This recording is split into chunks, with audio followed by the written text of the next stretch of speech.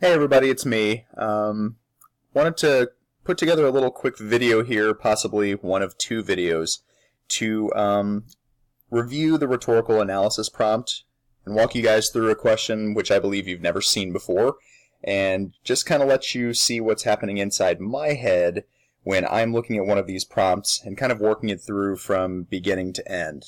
So I'll go through the prompt itself, do a little bit of reading of it, and just like noting interesting things that stand out to me, and then lead into writing an actual essay, or at least part of one.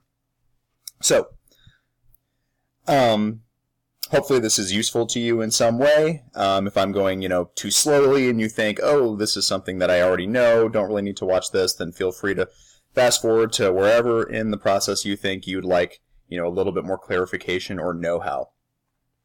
So we'll get started here. So what we've got here is a question that's pretty old. It's the 2003 prompt, and this is back when the test had 2 analysis prompts. So it was a very different beast, a handful of years ago. Anyway, the prompt here reads as follows. So, Alfred M. Greene delivered the following speech in Philadelphia in April 1861, the first month of the Civil War. African Americans were not yet permitted to join the Union Army, but Greene felt they should strive to be admitted to the ranks and prepare to enlist.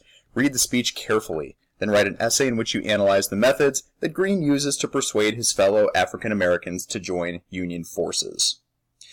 Okay, so very first thing that you need to be doing, remember, and I've stressed this all year, is that when you're looking the prompt over, you need to be pulling as much information as possible about the rhetorical situation. So that means we're looking for all the elements of soapstone that we can possibly pull.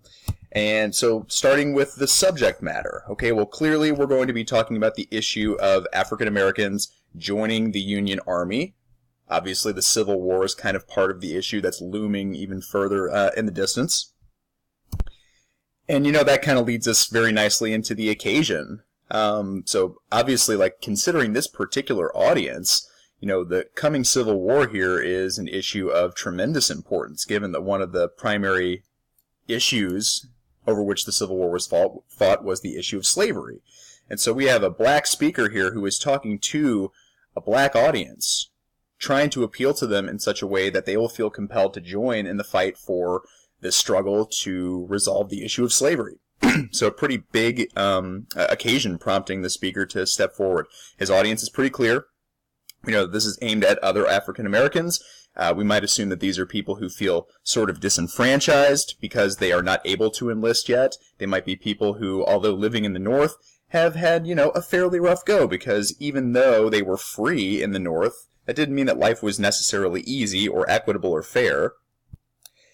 These might be people who have very little reason, or at least in their own minds, very little reason to want to fight for the Union cause. They might have lived very difficult lives, free technically, but not really feeling as though their contribution is really warranted. So that's an important thing to consider here as we approach the subject matter. Now this prompt is kind of nice because it gives you a pretty good sense of the purpose that the author is already reaching for. Sometimes the prompts don't give you that. But right here we're being told that we're looking at what he's trying to do to persuade his fellow African Americans to join the Union. So the purpose is pretty straightforward. He wants to compel his fellow blacks to join in the fight and to overcome whatever sorts of doubts and insecurities that they might feel toward the issue, and fill them with this sense that yes, this is a fight worth fighting. So before I go any further, just fair warning, I have a miserable little dachshund sitting on the couch with me right now, and he is a little bit feisty, so if you hear any sudden loud barking or howling, that's him. So just be aware, fair warning. Okay, so I've run through a pretty good portion of the SOAP's equation here. The last S is speaker. Not a huge amount of information provided to me about the speaker here, but I think it's safe to assume that we have a speaker who is passionate about the Union cause, who feels this sense of patriotic fervor, who feels that this might be the opportunity that he and his people have waited for a long time in order to, take what's theirs.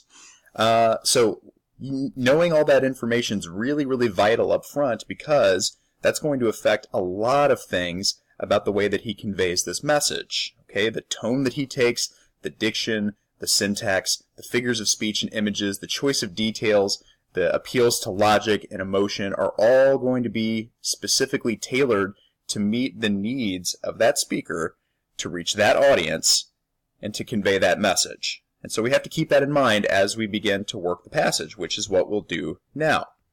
Okay, so I'm just going to read through this out loud, and as I go, I'm going to just stop and highlight little interesting things that stand out to me that might be useful to talk about when it comes to writing this essay.